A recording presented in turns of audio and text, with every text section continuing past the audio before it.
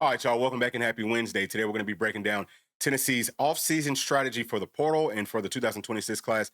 This is a critical year for it because, as y'all can see, the schedule for 2026 is going to be really difficult, even more difficult than this year's schedule. And then in 27, it gets even more difficult because you're looking at these teams that we're playing at home, big names, talented rosters. Some of them have new coaches, so they're going to be good. But going on the road in 27 to face those guys, it's not going to be easy.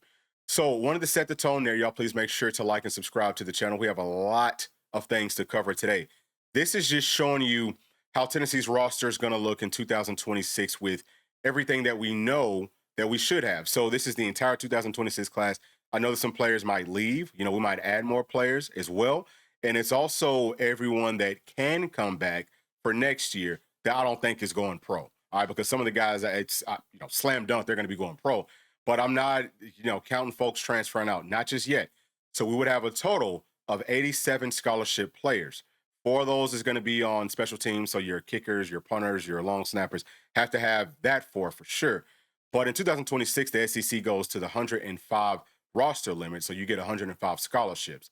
We were at 85. I think that we're the only Power Four conference that's still at 85 and it's going to the 105 in 2026.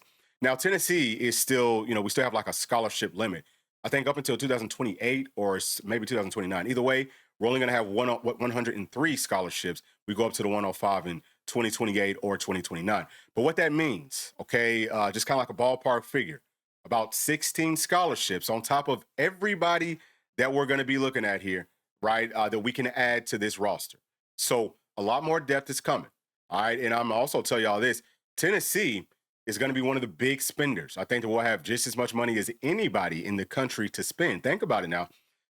I think Austin Price might have came out and said this, what we spent between 20 to $22 million on this current roster, way up there. I want to say that Danny White came out and said that the only team maybe like the only program that's spending more money than Tennessee is Texas. And he said that we're closing that gap. We got money. Keep in mind now, I mean, we just got a new sponsorship deal with a ton of NIL money that's being added on top of what we've already had. And then once we start to lose some of these players, that's even more money. So I'm just saying the money's not going to be an issue. I don't think we have to worry about that too much. But as far as our targets, this could come from the portal. It could come from the high school ranks. But number one, with these safeties, both of them need to come from the portal. We need guys that can play a safety right now. And I think that we need to, that's the number one thing. Like, we got to go out and get the best safety out there, period, point blank. There needs to be people already working on tampering with who with who the staff views as the best safety out there. Now, one of my caveats to whoever we bring up on this roster, whether it's from the portal, whether it's from high school, whoever's going to stick around, understand that you're coming into an open competition. I think that the first program that can do that is going to win, is going to win this whole thing, because that to me is the only way that you can hold on to your key players while also being able to add, more players.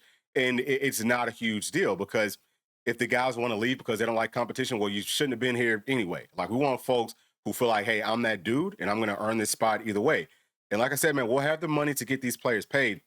We don't mind paying you, but you're going to have to show and prove out there on the field. And number 2, I have kicker. Right, that's a huge one. I think Tennessee does need a kicker. Kind of hate to say it that way, but it just is what it is. I think we all know it. So they have to upgrade there. Now, with these other spots, we'll talk about it as we go throughout. All right, so first part here, right? This is our roster in 2026. Again, if everyone sticks around, and I know that most of it's going to probably be 10 to 20 players leave.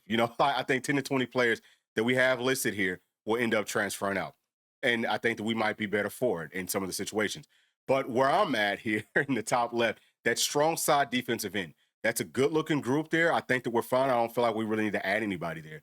As far as Leos, I could see us adding one guy, maybe from the portal, but one more guy, I would say at least from the high school ranks. All right? As far as defensive tackle, good-looking group. And Josh Shell, he's not on here. I'm not sure if he's going to be part of this team next year. He's the only guy that I think that I did take off. Hate to do that, but he's obviously been passed up. He hasn't really played at all this year. I think he played versus Syracuse, and that was it. But he's already been passed up by a freshman. So I'm not quite sure if he's going to be back for us next season.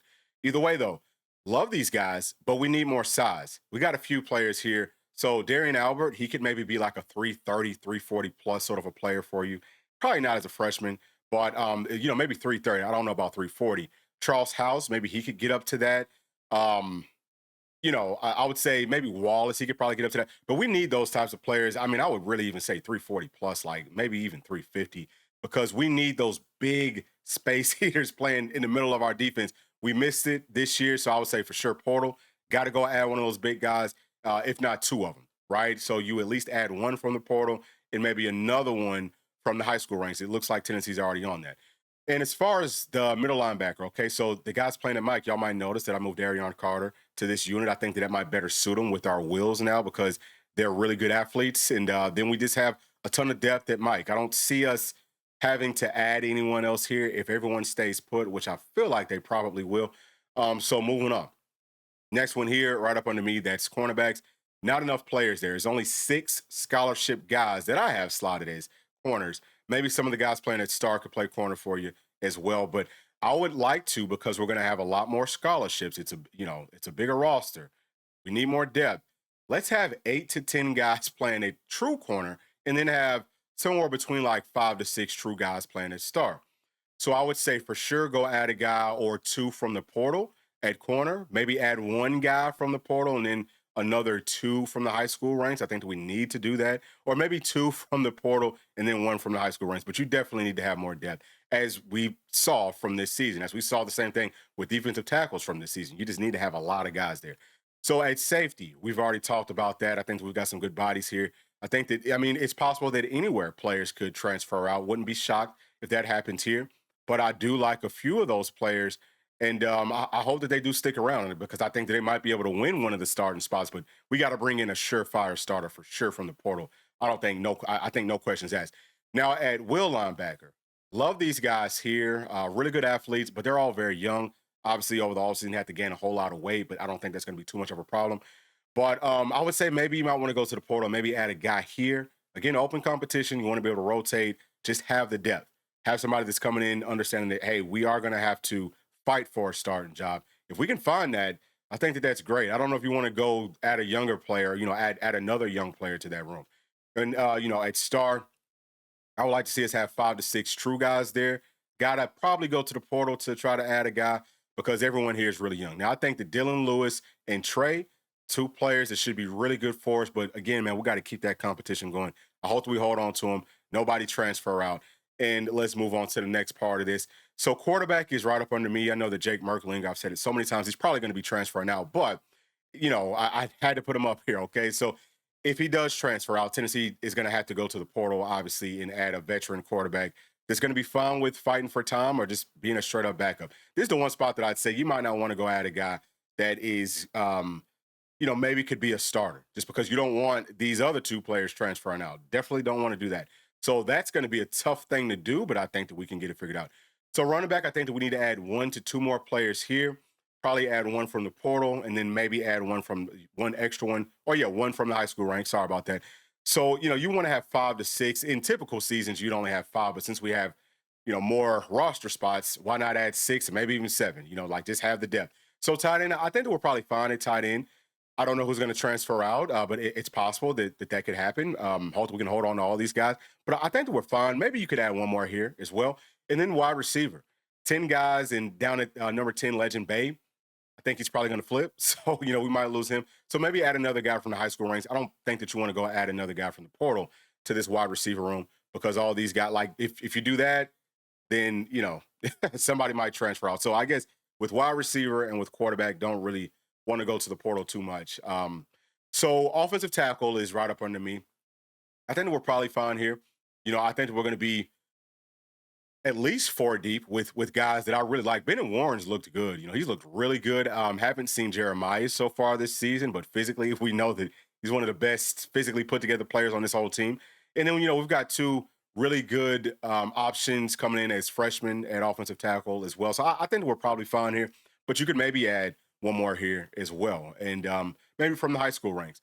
So at guard, I think we definitely need to go to the portal here. Y'all can see Wendell Moy. I've got him just in case he does go pro, which he very well could, but he could also come back. If he comes back, just add 1 more guy from the high school ranks. If he goes pro, go get you another vet, possibly, and then go get you another guy from the high school ranks. Now, I don't know how Max Anderson necessarily looks to the staff or Gage Ginther or Tony Agumuro. But if those guys look good, if you think that, hey, they're probably going to be ready to start for us, then you might not have to go to the portal. But we do need, I think, more depth playing a guard for us. At center, I think that we're fine. Hope that everyone here sticks around.